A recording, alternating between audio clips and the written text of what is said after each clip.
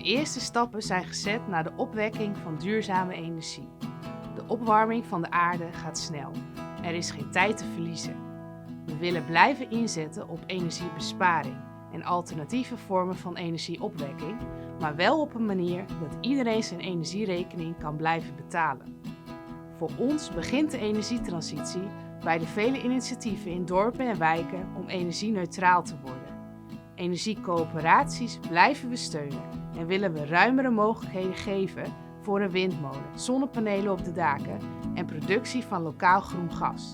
Goedkope leningen, gezamenlijke inkoop en een goed uitvoeringsprogramma kan wijken en dorpen over de streep halen mee te doen met de energietransitie.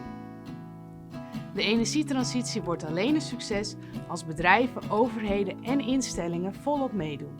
Grote projecten om van het gas af te komen zijn noodzakelijk, maar hebben ook een impact op de omgeving. De opbrengst van grote windparken en zonnevelden moet voor minimaal de helft ten goede komen aan de eigen inwoners. Daarnaast is inpassing in het landschap noodzakelijk. Windmolens dienen minimaal 2 kilometer afstand te houden van de bebouwde omgeving. Een groot probleem op dit moment is de aansluiting van de vele groene energieprojecten op het landelijke energienetwerk. De PvdA ondersteunt innovatieve projecten op het gebied van opslag van energie. De energieprijzen lopen gigantisch uit de hand. Mensen met een lager inkomen komen daardoor in grote problemen. Energiecoaches moeten deze mensen helpen om zoveel mogelijk te besparen op energie. De huur- en koopwoningen van deze mensen moeten als eerste aangepakt worden, als het gaat om isoleren en installeren van energiezuinige apparatuur. Woonconcepten als de buurtblokwijk, waar huurders geen energierekening meer hebben en een gezamenlijke elektrische deelauto gebruiken, moeten overal een kans krijgen.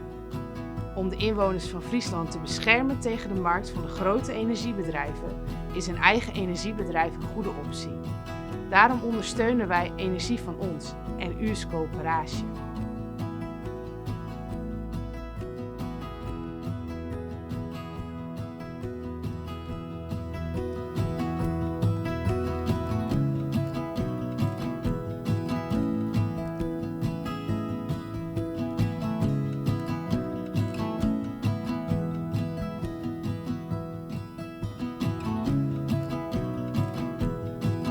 Dit is US Ideaal voor Friesland.